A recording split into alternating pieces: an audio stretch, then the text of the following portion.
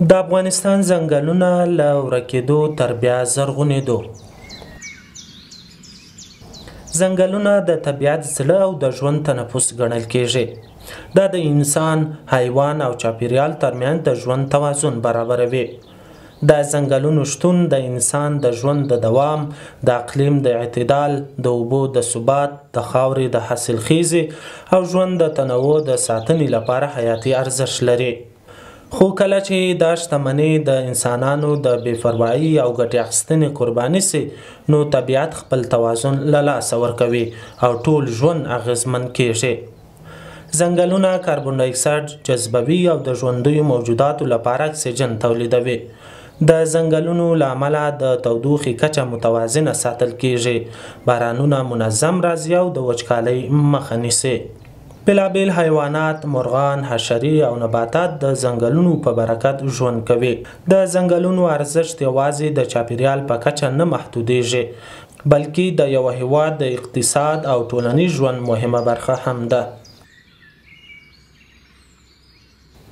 افغانستان هم د نړۍ یو له هغو هیوادونو څخه دی چې د طبیعي میراثونو له پلوه بډایه هیواد شمیرل کیږي. خو د تیرو 40 کلونو جګړو، بېثباتیو، ناقص مدیریت او د قانون نه پلي کېدو له امله د هیواد د ډیرو نورو شتمنیو ترڅنګ ځنګلونه هم له سخت زیان سره مخ سوي وو. په خپل سري ډول وهل کېدل، مځکې غصب کېدلې او په تدریج ډول دغه طبیعي شتمنۍ د منځه تلو له ګواښ سره مخ وه.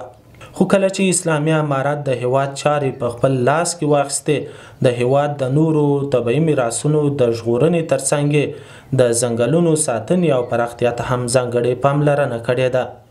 د ځنګلونو قطع کول منع ګرځول سوي، د ساتنې په موخه یې ځانګړې شنه کیته جوړه سوې او د ځنګلونو د پراختیا لپاره هر کال په میلیونونو نوي نیالګي کښېنول کیږي. دا چې افغانستان اوس مهال پر خپله مځکه څومره ځنګلونه لري او د ساتنې لپاره یې څه ډول پلانونه موجود دي، په دې اړه د کرنې، اوبو لګولو او مالدارۍ وزارت ویان باختر اطلاعاتي اژانس ته وویل چې اوس مهال شاوخوا 2 میلیونه هکتاره مځکه په ټول افغانستان کې په ځنګلونو پوښل سوې ده. هغه وویل چې د اسلامي امارت په راتګ سره د ځنګلونو د قطع کېدو مخه په مؤثر ډول نیول سوې او د ساتنې په موخه یې ځانګړې شناخته هم جوړه سوې ده. الحمدلله پس از حاکم شدن امارت اسلامی افغانستان، جلو قطع و قاچاق جنگلات در سراسر کشور به گونه مؤثر گرفته شد. در حال